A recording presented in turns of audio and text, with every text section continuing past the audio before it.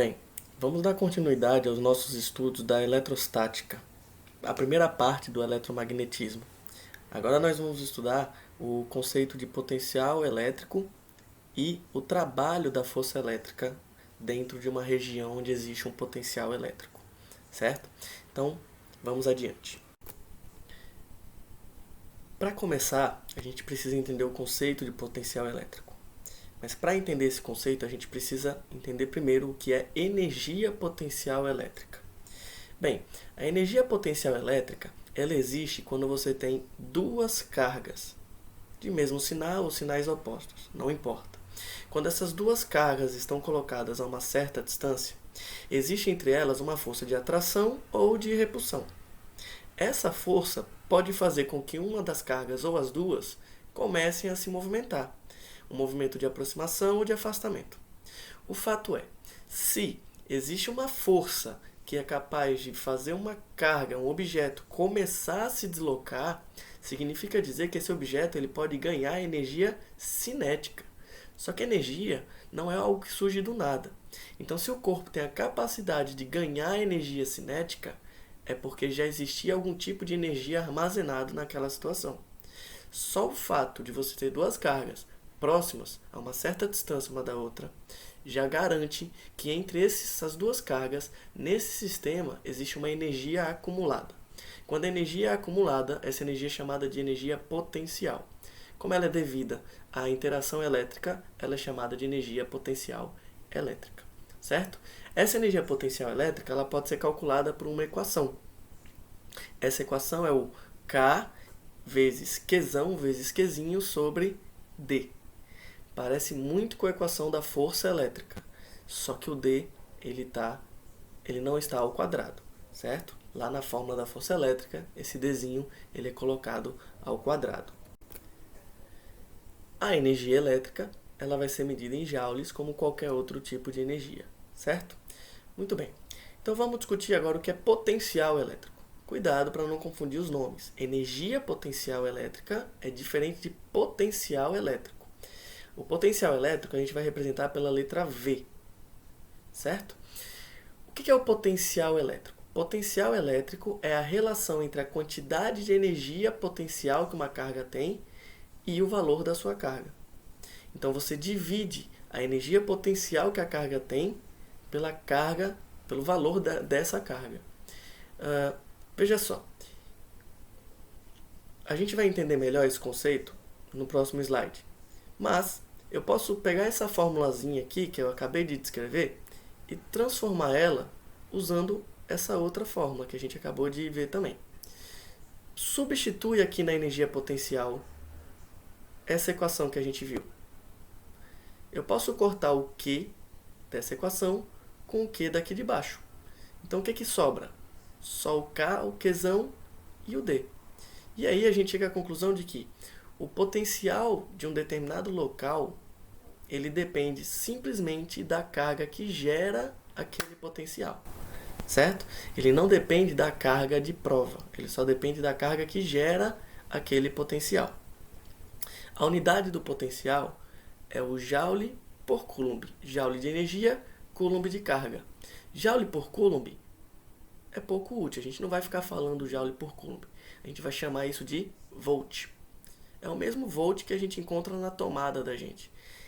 Nos dois pinos da tomada existe ali uma diferença de potencial. É um assunto mais para frente, lá em eletricidade, lá em eletrodinâmica, mas é um conceito que a gente vai usar tanto agora como depois. Potencial. Potencial é medido em volts, certo?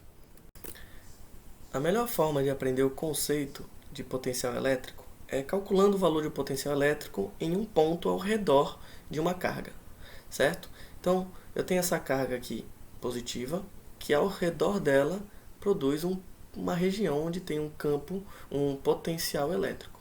Eu quero descobrir quanto vale o potencial elétrico num ponto que está a 10 metros do centro dessa carga. Bem, para calcular o valor do potencial elétrico nesse ponto, a gente usa a equação K, Qzão sobre D, que a gente acabou de ver no slide anterior. K é a constante elástica elétrica do vácuo. Qzão é a carga que está gerando esse campo. E D é a distância que separa a carga o centro da carga até o ponto que eu estou medindo o potencial. Substituindo os valores, o K vale 9 vezes 10 a 9, é um valor padrão. O Qzão vale 10 a menos 7 e a distância vale 10. Resolvendo aqui as potências de base 10, 10 a 9 vezes 10 a menos 7, repete a base, soma o expoente. 9 mais menos 7 dá 2. Então lá em cima vai sobrar um 10 elevado a 2. 10 elevado a 2 dividido pelo 10 que está embaixo vai dar 10. 9 vezes 10, nós temos 90 volts. Então nesse ponto aqui, o potencial vale 90 volts. A mesma coisa nessa outra situação aqui do lado. A conta vai ser a mesma. A distância é a mesma, o que muda aqui é que a carga ela é negativa. Então eu vou fazer o mesmo cálculo, só que no lugar da carga eu boto um sinalzinho de menos. Então o resultado vai dar o mesmo, só que negativo. Então a 10 metros da carga positiva, você vai ter um potencial de 90 volts. A 10 metros da carga negativa, você vai ter um potencial de menos 90 volts. Agora vem um detalhe importante. Percebe que eu marquei um círculo pontilhado onde passa esse pontinho? Qualquer ponto nesse círculo está a 10 metros da carga. Então, em qualquer ponto nesse círculo, se eu calcular o potencial, vai dar o mesmo valor, 90 volts. Então, eu posso ter uma linha imaginária que representa vários pontos onde o potencial elétrico tem o mesmo valor. Essa linha ela é chamada de superfície equipotencial. Por que não linha equipotencial? Porque essa figurinha, esse círculo, na verdade, é um círculo porque ele está no plano da tela. Mas em 3D, ele forma um círculo. Qualquer ponto em torno da carga, num círculo em torno da carga, a 10 metros do centro, tem um potencial de 90 volts. Então, a superfície desse círculo imaginário é formado por infinitos pontos onde o potencial elétrico vale 90 volts. Certo? Vamos pegar um ponto mais afastado, a 20 metros da carga. Então, note que eu acrescentei aqui mais 10 metros. Bem, eu vou usar a mesma equação, só que agora a minha distância mudou. Então, em cima, 10 a 9 vezes 10 a menos 7 dá 10 elevado a 2. 9 vezes 10 elevado a 2 dá 900. 900 por 20 dá 45 volts. Certo? Então, eu tenho ali mais uma linha, mais uma superfície equipotencial. Só que agora com o potencial de 45 volts. Do outro lado aqui, ó, a carga negativa produz o mesmo valor, só que negativo. Porque o valor da carga que eu vou colocar aqui tem que ser negativo, fazendo com que toda a conta fique também negativa. Certo? Um ponto a 30 metros vai produzir então um potencial agora com um valor menor ainda, né? Bem, substituindo os valores, e a distância agora não é mais 20, é 30, resolvendo essa conta, na parte de cima vai ter de novo 900, 900 por 30 dá 30 volts.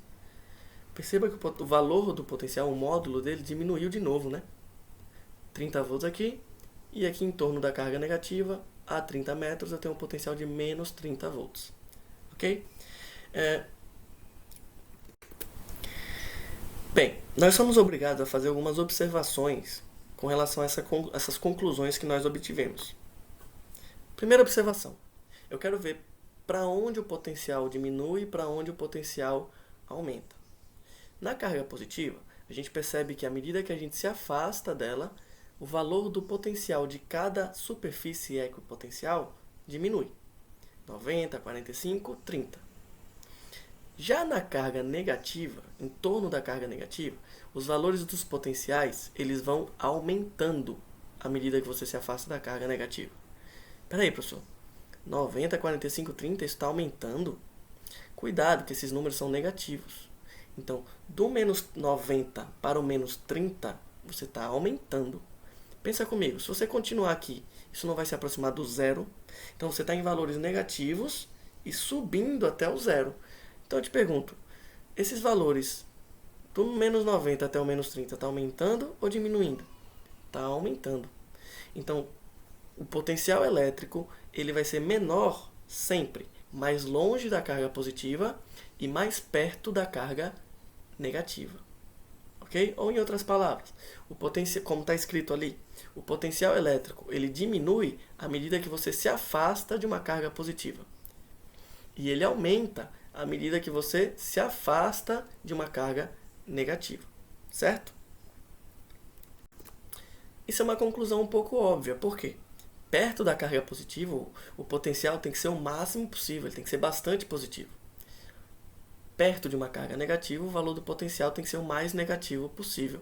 Então ele tem que ser muito negativo, certo? Então o potencial ele é maior próximo da carga positiva e ele diminui à medida que você se afasta da carga positiva. E esse potencial ele é menor perto da carga negativa e ele aumenta à medida que você se afasta da carga negativa, ok?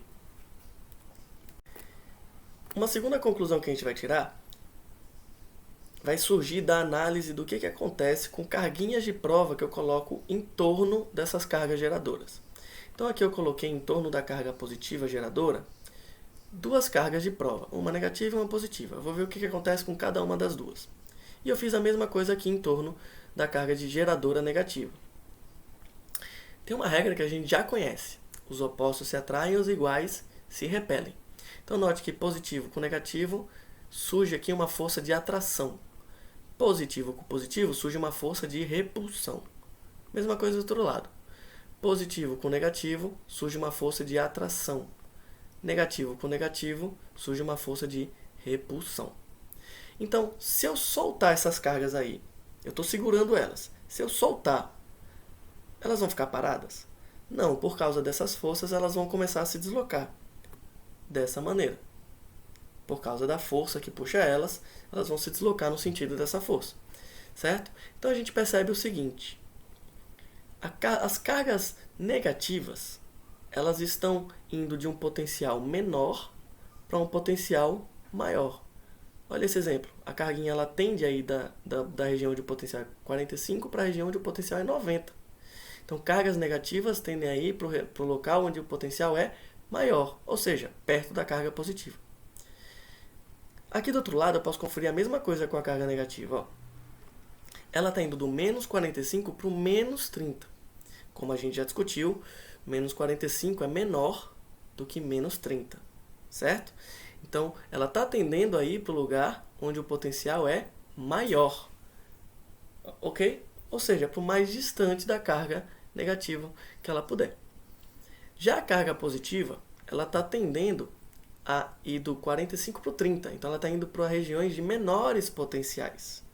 Tanto aqui como do lado de cá. Do menos 45 para o menos 90, ela está indo para a região onde o potencial é menor. Porque menos 90 é menor do que menos 45. Olha o sinal, tá? Então, conclusão. Cargas de prova positivas, elas se movem espontaneamente, naturalmente, para locais onde o potencial é menor. Elas tendem a ir para o lugar onde está a carga negativa. Já cargas de prova negativas, elas são forçadas, elas se movimentam espontaneamente para locais onde o potencial é maior. Ou seja, para onde está a carga positiva, certo? Então é uma conclusão que está escrita de uma maneira nova, mas que não é nenhuma novidade para a gente. Ok? Bem, uma terceira análise importante é comparar como as superfícies equipotenciais mudam de acordo com o campo elétrico. No assunto anterior, a gente discutiu que uma carga geradora positiva produz à sua volta campos elétricos que se afastam da carga. Olha as linhas de força do campo elétrico aqui. Cargas negativas geram ao seu redor campos elétricos que se aproximam da carga. Olha as linhas de força do campo elétrico aqui. Ó. Então a gente percebe o seguinte. O sentido do campo elétrico é o mesmo para o qual o potencial elétrico está diminuindo. Isso vale tanto desse lado como desse outro lado aqui. Ó. O sentido do campo elétrico ele aponta para onde o potencial elétrico diminui. Menos 30 é maior do que menos 90. Então daqui para cá o potencial elétrico está diminuindo. É para esse sentido que o campo elétrico aponta. Então, se você souber que tem uma linha de força do campo elétrico que aponta para a direita, como esse exemplo aqui, ó, você pode ter certeza. As linhas equipotenciais, as superfícies equipotenciais, elas se afastam, elas diminuem os valores no sentido do campo elétrico, ok? Então, temos essas 3 conclusões importantes aí. Não deixe de compreendê-las. E uma última informação muito importante. A gente percebe nos desenhos que as linhas equipotenciais, elas não se cruzam entre si. Assim como as linhas do campo elétrico também não se cruzam entre si. E um outro detalhe importante é que entre a linha equipotencial e uma linha de força do campo elétrico, sempre existe um ângulo de 90 graus. Sempre. Aqui tem 90 graus, aqui também tem 90 graus, ó. Aqui tem 90 graus. Então, a quarta e última conclusão é que as linhas de força do campo elétrico são sempre perpendiculares às superfícies equipotenciais. Ok? Então, assim a gente conclui essa primeira parte do conteúdo de potencial e trabalho da força elétrica.